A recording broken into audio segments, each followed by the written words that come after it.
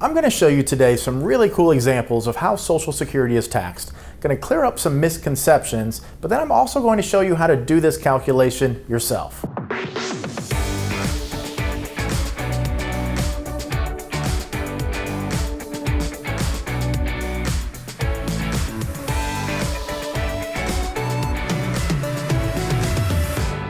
Hi, I'm Troy Sharp, CEO of Oak Harvest Financial Group, certified financial planner professional, host of the Retirement Income Show, and also a certified tax specialist. So I feel like for more than 10 years now, we've been way ahead of the curve. As a retirement planning firm, we've been telling people to do Roth conversions, to consider taxes when you look at your income in retirement, to do all of these various things that are specific to retirement planning that most accumulation phase advisors are maybe just now or not even coming around to. Today I'm going to share another one of those concepts that we've talked to our clients about, and I've shared even on the YouTube channel before, but it's not just about how your Social Security is taxed.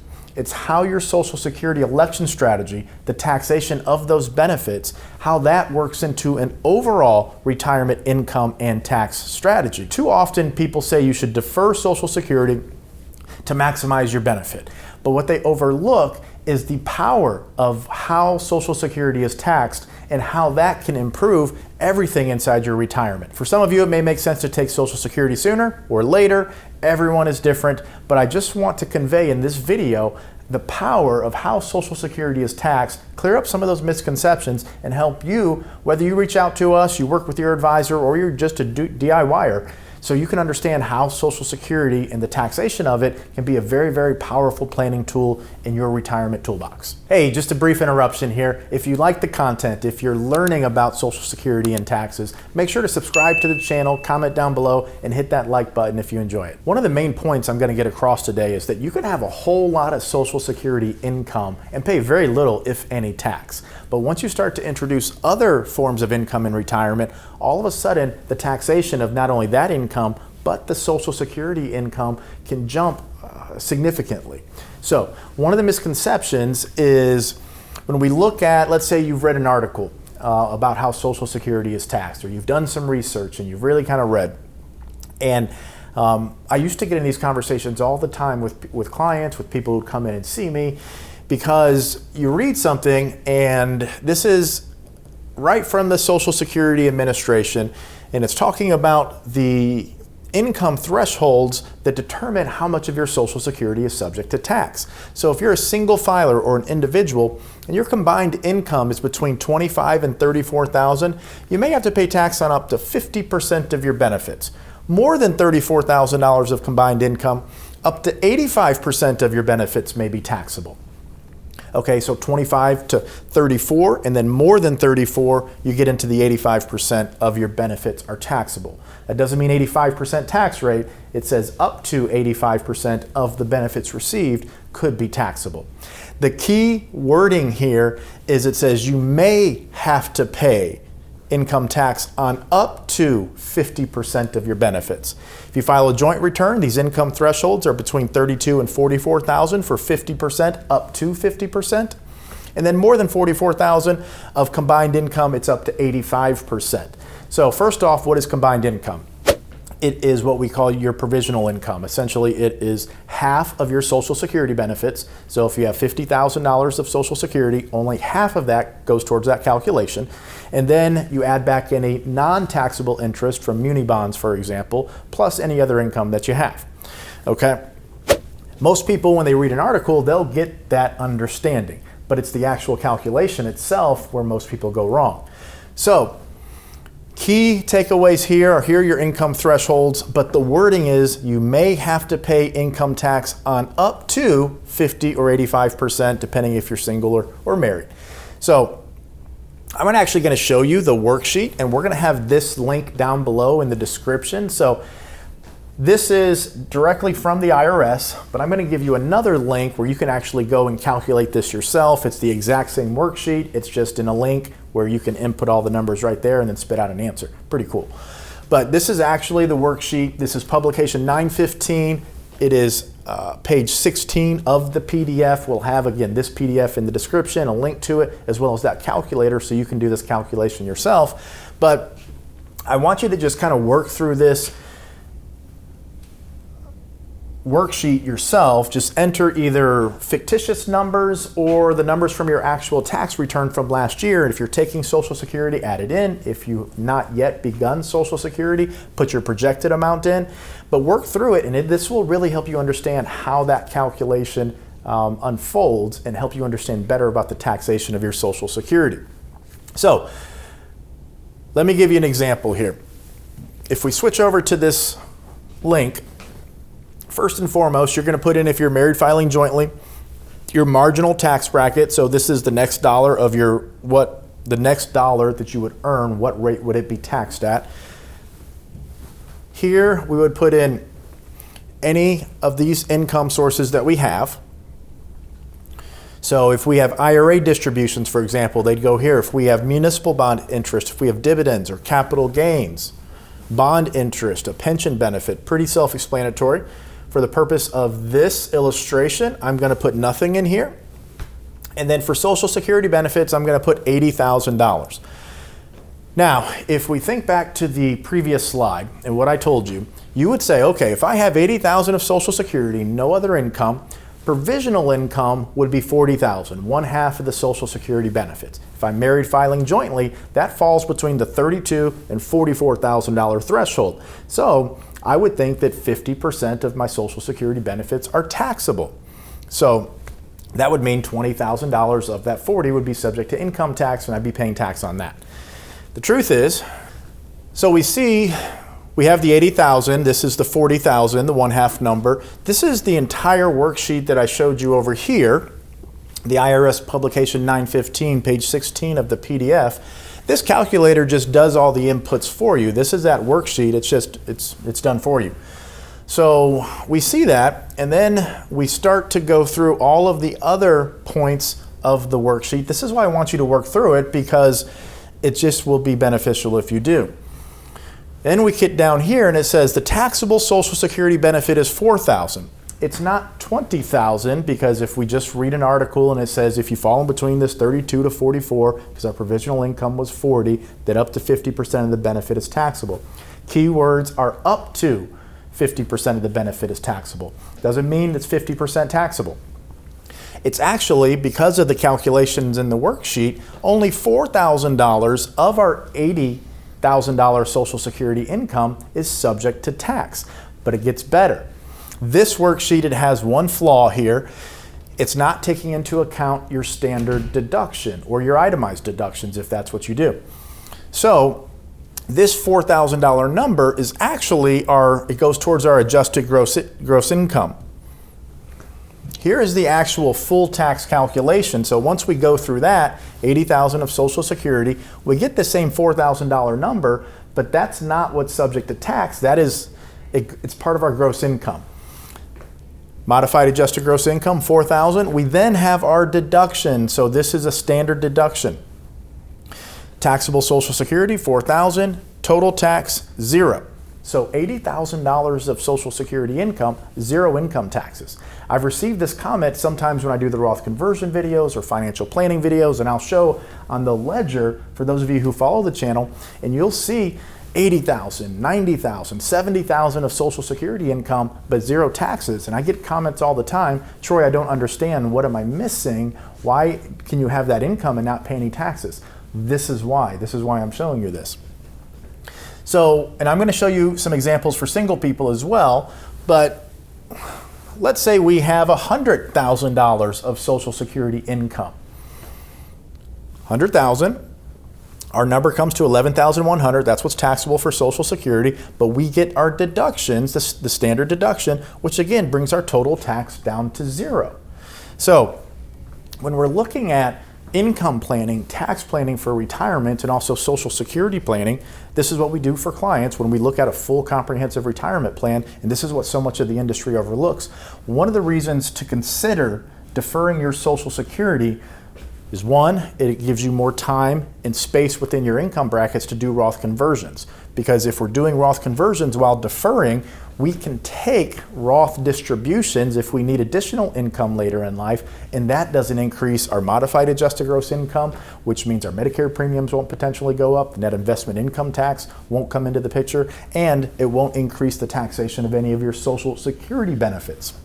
If you remember earlier, I said the calculation for provisional income, you add back, it's 1/2 of your Social Security benefits plus any other income plus 1/2 of your non-taxable interest like municipal bonds. Well, Roth IRA distributions don't count towards that non-taxable interest. It is a tax-free distribution, but it doesn't go towards that calculation.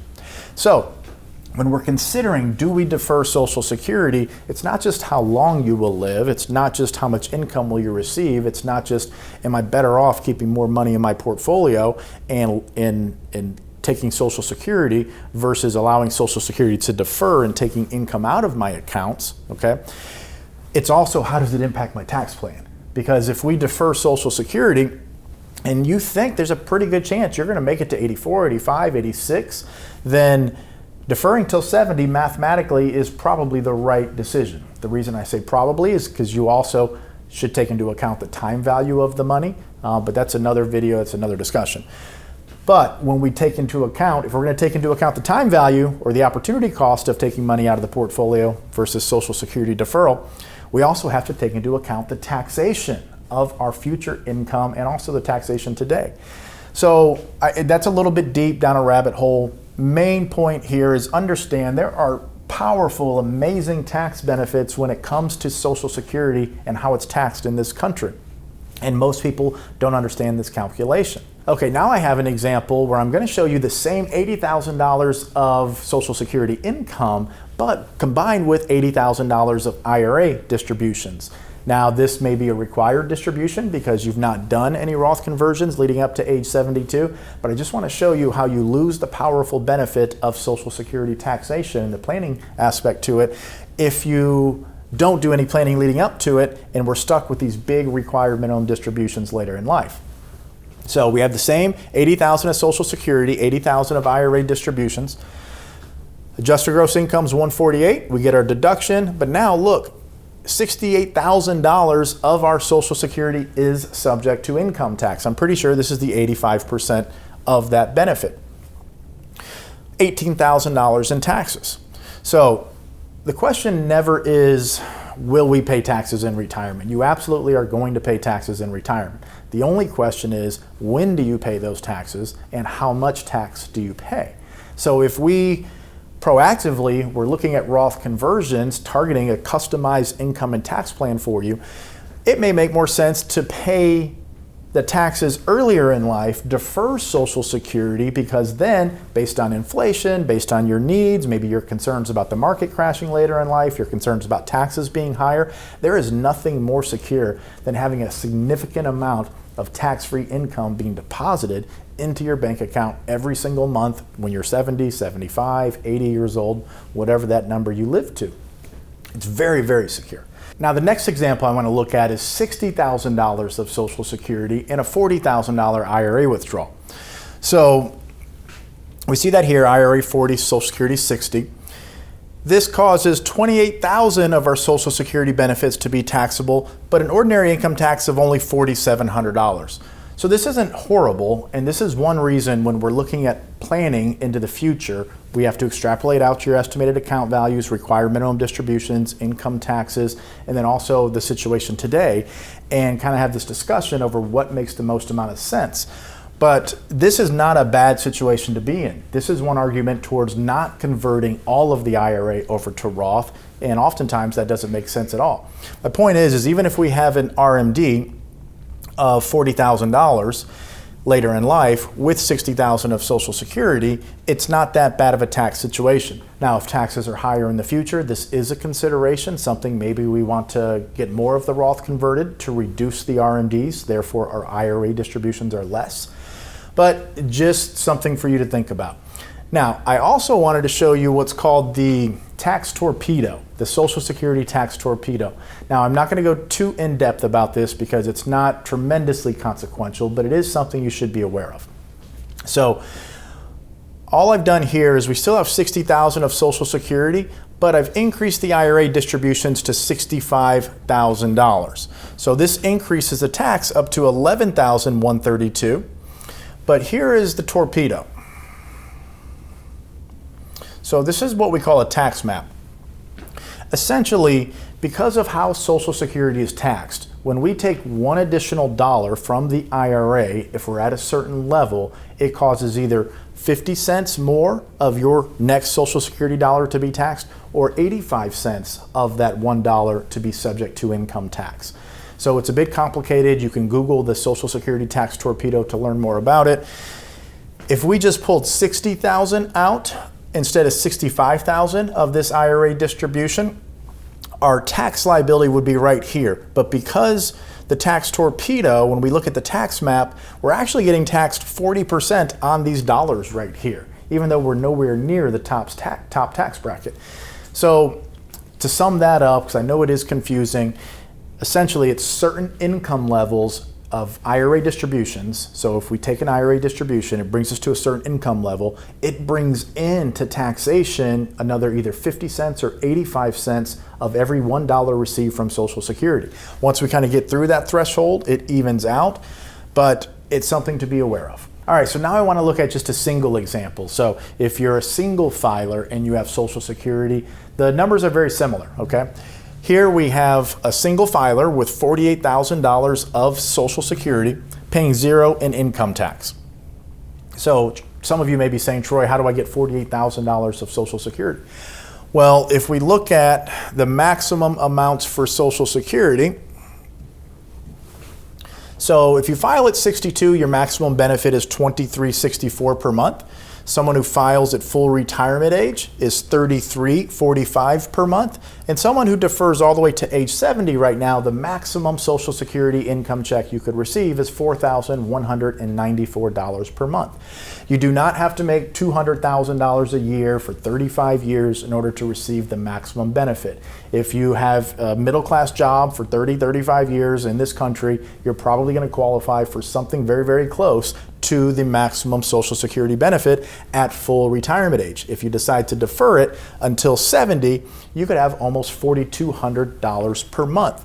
So that is why I wanted to show you this example of Social Security of $48,000, because if you're a single filer and you have Social Security of anything less than that and no other income sources, you're paying zero in total tax. Now, if we look at a single filer that has $48,000 in Social Security and $40,000 of other income, in this example, it's an IRA distribution, but this could maybe be a pension, this could be bond interest. The tax amount due would be a little different for sure if it's dividends or capital gains, because we have special tax rates for dividends and capital gains as well. But I just wanted to point this out. That extra $40,000 of IRA distribution essentially is being taxed at about 20%, because we know the Social Security is being taxed at zero if we didn't have those. So we're paying about 20% as far as the total tax liability. Now in actuality, $30,000 of your Social Security becomes taxable, so it brings that in. We have provisional income of $64,000, which is 1/2 of Social Security, $24,000 plus any other income, $40,000.